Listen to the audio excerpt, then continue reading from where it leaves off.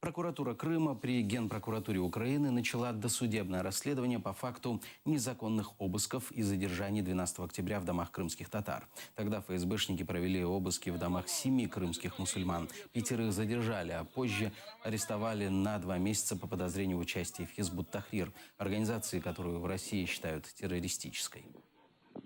На данный момент определяется Генеральной прокуратурой в соответствии с законом соответствующим последственность за нашей полицией, которая дислоцируется на территории Одессы.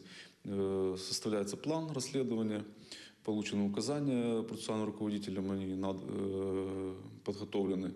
Только ждем последствий, начнем расследовать. В ЕРДР внесено 2 статьи по факту незаконного нарушения неприкосновенности жилья и в том числе незаконного задержания данных граждан.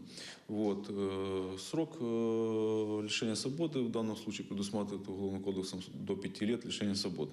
На данный момент в том числе планируется проведение следственных действий, которые дадут нам возможность объективно собрать достаточный массив доказательств для того, чтобы предъявить последующие подозрения тем или иным лицам, причастным к этим незаконным действиям в отношении крымских татар.